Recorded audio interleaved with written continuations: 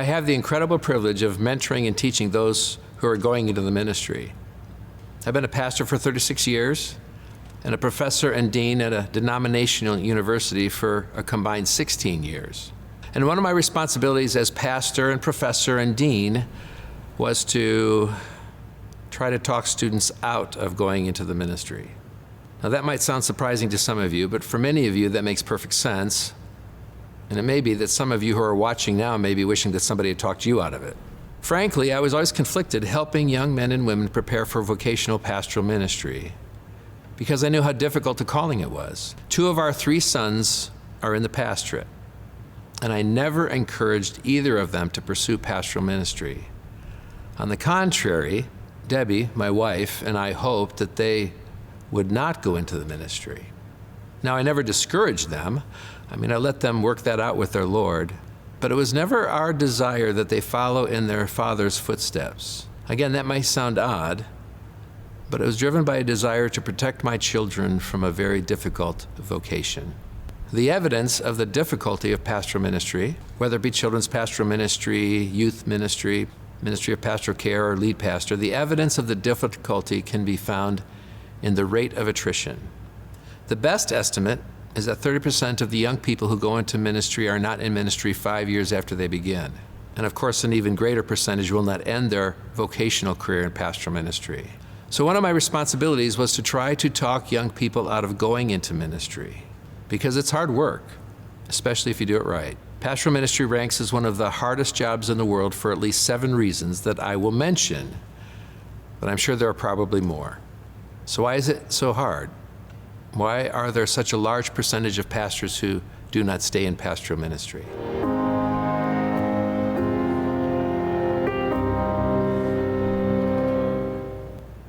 We'll start with the competencies needed to be a fruitful pastor. And I'm using the word fruitful instead of quote-unquote successful or effective because it is first a biblical word, fruitful is, and secondly because it doesn't carry the connotations that a corporate definition of success or effective carries, that can sometimes burden pastors with expectations that are really irrelevant to our vocation. So we'll start with the most visible task. If you're a pastor who preaches, well, then you need to be able to preach. One of the most important tasks of a pastor is that of communicating effectively with the congregation, and not just periodically, but week after week after week. Now, I don't know who thought it was a good idea to have part of the pastor's job description the task of preaching or teaching almost every single Sunday of the year, but that responsibility alone should scare us to death. Of course, in order to preach or teach well, we probably ought to be able to exegete a biblical passage in the context of a theological perspective. That is, we need to know what the Bible says, and we need to know how the lens of our theological tradition influences the interpretation of a text. For example, take and eat, this is my body, has a different meaning for Roman Catholics than it does for Baptists. So being able to exegete a biblical passage in the context of a theological perspective is a competency necessary to preach and teach well. And that's just the subject matter of what it is we're teaching and preaching. If we're serious about the task, then we should probably know the dynamics of oral communication and how it is people hear what it is we are saying, and how we say it impacts how they hear it. And then for some of us, we have to know how to put together a meaningful worship service or a meaningful youth hour, children's hour, with the volunteers or staff that we have. So we have to operate out of a theology of worship that informs the design of our worship service. And we probably ought to know how to administrate, that is, run an organization and all that that entails, which means we will have to know how to enlist, train, and motivate people. We will have to be able to prioritize activities and ministries consistent with our mission. Organizational leadership is a requisite skill for pastors who are fruitful. And if you're a pastor with limited or no staff, then you also need to be a competent building services person. You probably will need to be a web designer and be able to manage your social media presence. Then, of course, we have to be able to raise money. We have to know what motivates people to give. And after we raise money, we have to be able to balance a budget, live within our means, set financial priorities for the sake of the mission, and then account for the receipts for our stakeholders who are the congregants. And we have to be able to crisis counsel. I mean, pastors who aren't married will be asked to counsel those who are married. Pastors who have no children will be asked to help parents raise theirs. So ignorance of family relational dynamics is not an option when people are coming to you for help. We can and we should refer people to licensed counselors, of course, but we will be asked to speak into our congregants' lives. Of course, in this day of political perspective, co-opting the gospel, we have to know how to navigate the political climate in such a way that we don't alienate the people of our congregation with different political views, while at the same time being faithful to the prophetic nature of the gospel. We'll most likely need some skill at conflict management or conflict resolution if we're going to lead a congregation of diverse and invested people. And on a personal level, we'll have to know how to manage our time. We'll have to be self-motivated because most parishioners have no idea what their pastor or pastoral staff does from week to week. I mean, the only one who really knows how we're spending our time is God. And we probably ought to be able to share the gospel and lead others into a relationship with Jesus Christ. Now, I have very quickly just listed almost a dozen competencies that pastors need to have, and I'm very sure that I am overlooking some. And frankly, as I was reflecting on the competencies needed to pastor, I got a little intimidated myself. So one of the conversations we would have in the School of Theology at the denominational university in which I was dean was how much preparation should we be providing our students and what courses were most important. There was continual debate between the Bible profs and the theology profs and the practice profs regarding what was most important to teach. Every one of my professors said the students weren't getting enough of whatever it was they were teaching. And they were all correct. Yes. But we only had them for 4 years and we couldn't keep them in school forever, which leads to a second reason pastoral ministry is such a difficult profession.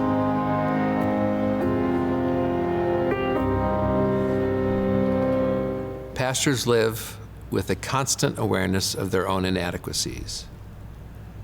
The pastors I talk to, most of whom are incredibly capable, confess that they are mostly aware of their inadequacy to do what the job requires, which leads me to say that awareness of our own inadequacy is a part of the job description, or at least it should be. And I'm thinking that if we aren't aware enough of our own inadequacies, then we're not aware enough. I mean, truthfully, who is competent to pastor? Who preaches or teaches well enough? When have we read enough books or listened to enough podcasts? So many pastors wrestle with the imposter syndrome, even if they've never heard of it. The imposter syndrome is defined briefly by others believing us to be more competent than we believe we are.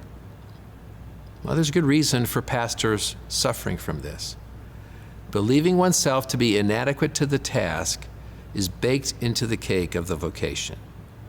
So a second reason it is a difficult job is because the enormity of the task inclines us to be regularly overwhelmed, which leads to a third reason why the vocation is so difficult. There is no agreed upon measurement of our success or our effectiveness, which words I said I wasn't going to use due to the corporate baggage they carry. I mean, regardless, what is the measure of our quote-unquote success? How are we to measure the fruit of our labor? I mean, other professions provide quantitative evidence of success or failure. I mean, when you're going to school, there are grades. If you're running a company, there's profit margin. If you're a landscaper, there's bushes planted and lawns cut. I mean, in many professions, there is tangible evidence of the work you're accomplishing. If you're a pastor, what is the quantifiable measure of success? Now, I know what the institutional church says. If you're a quote-unquote successful pastor, you'll be judged by the 3 B's, bodies, buildings, and budgets, and by whether or not there are more of each every year. I know. I've attended 36 district assemblies. I know it gets rewarded. I have filled out those reports and had to write the number of those baptized this last year, or saved, or entirely sanctified. I mean, I've sometimes felt like a gunslinger who's supposed to notch his belt. So I know how the American church measures quote-unquote success. So then, if we reject the corporate business model definition of success, then what do we measure? How do you measure the increase of love of God and neighbor? How do you measure the quality of relationships among your people? How do you measure the worth of the pastoral care of an Alzheimer's patient in a nursing home? Which leads to a fourth reason: the work's never done. For the conscientious pastor, there are very few days that one goes home with the feeling that there was absolutely nothing left to do. Now, I know that's not necessarily unique to the pastorate. Lots of people working very difficult jobs have to learn to just stop. I mean, others live their jobs 24 hours a day. But I want to say it has a different weight for pastors given the responsibility we have been entrusted with. I mean, who couldn't work over the sermon just one more time? What pastor doesn't have just one more person to tend to? What pastor doesn't have another book to read? Furthermore, the people we serve have no idea how much we've already given. So I tell my pastoral ministry students that the church will take everything they have to give. And if they don't set boundaries and learn how to leave some work undone, they will end up giving up everything. It's not because the church is pernicious or intends to take everything the pastor has to give. The church just doesn't know.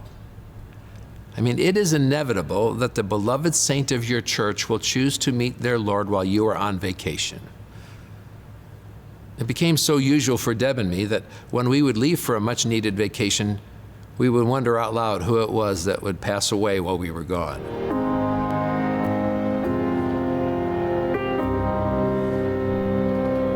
And then there's a fifth reason.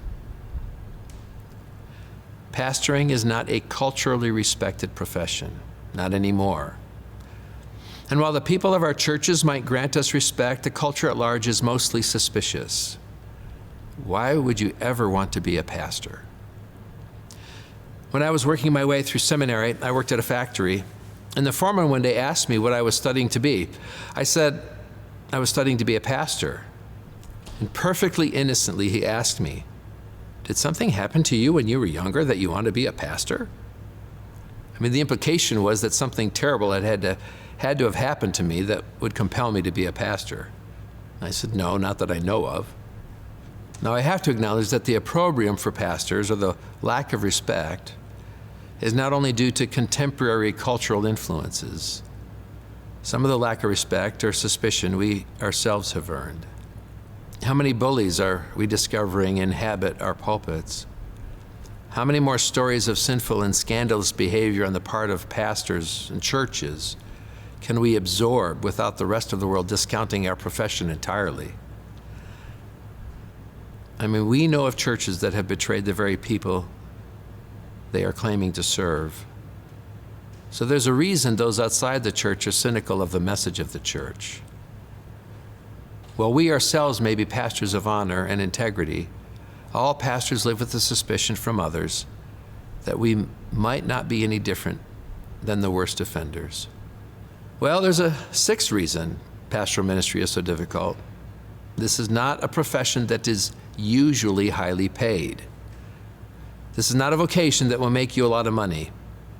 I mean, it's hard to find stats on average remuneration, but according to ZipRecruiter.com, the average pastoral salary in the state I'm serving is $31,000, which works out to be $14.90 an hour, assuming a 40-hour work week. For the record, the state with the highest average annual salary for pastors is New York at $44,000. The lowest is North Carolina at $28,000. So the remuneration of pastors in the U.S. ranges from $28,000 to $44,000, which is not a lot of money. I mean, as a consequence, we have seen the rise of the bivocational or multivocational pastor out of necessity, because many churches can no longer afford the privilege of a pastor who is able to give themselves to the work full time.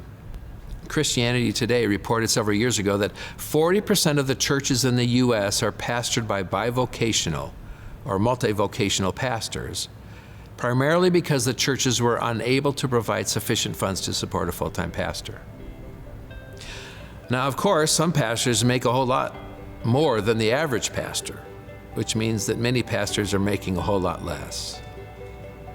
Thus, my being conflicted as a pastor, as professor, as dean, and mentor, and even father, regarding my responsibility to prepare young people for ministry. I knew what I was preparing them for, and I knew how many would not make it. I haven't even mentioned the two most important reasons pastoring is so difficult. No one should consider the vocation of pastoring without taking into consideration these next two, which will be the subject of the next session.